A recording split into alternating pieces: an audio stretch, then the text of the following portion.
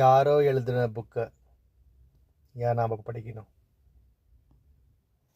நாம்பளே ஒரு புக் எழுதுவோம்.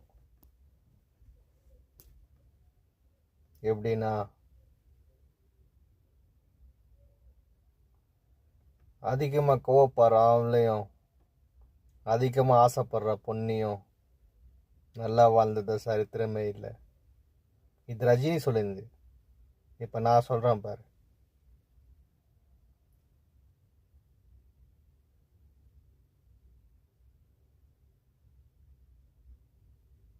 மரியாதை கொடுக்காதவன் ஆம்பளையும் திமிரா இருக்கிற பொண்ணும் நல்லா வாழ்ந்தா சத்தியமே இல்லை.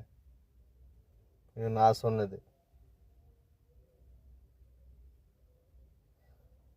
சும்மா இருக்கிறது வச்சுன்னு வாழணும், அதுதான் வாழ்க்கை.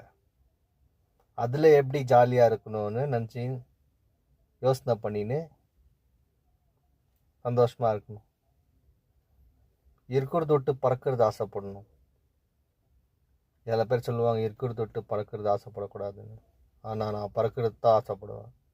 பறக்கிறது ஆசைப்படுவேன், அது கிடைக்கலன்னா அதை உருவாக்குவேன். ஒன்று பொருளை உருவாக்கணும், இல்லை வாங்கணும். பிச்சை மட்டும் எடுக்கவே கூடாது. ராஜா எல்லாருமே ராஜா தான். எல்லாருமே இந்த உலகத்தில் ஒன்று தான். இந்த உலகத்தில் பெரியவர் கடவுள், அவர் மட்டும்தான் பெரியவர். மற்ற எல்லாருமே அழிவு போன தக்காளி தான். தக்காளி. ஆசைப்படணும், அதுக்கு கஷ்டப்படணும். கஷ்டப்படணும், இஷ்டப்படணும். பணம் சம்பாதிக்கிறது தான் முக்கியம்னா பணம் தான் முக்கியம். பணம்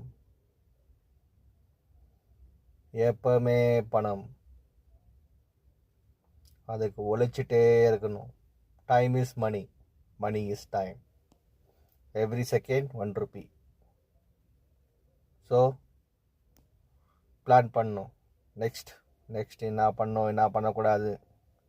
கெட்டது நல்லது இந்த உலகத்தை இருக்கிறது. நல்லது எடுத்துக்கோ, கெட்டதை விட்டுடு. நெகட்டிவ் தாட்ஸ் வரும், ஆனால் எதுவுமே அது நிறைவேறாது. எப்பவுமே பாசிட்டிவாக தான் நிறைவேறும். So jolly.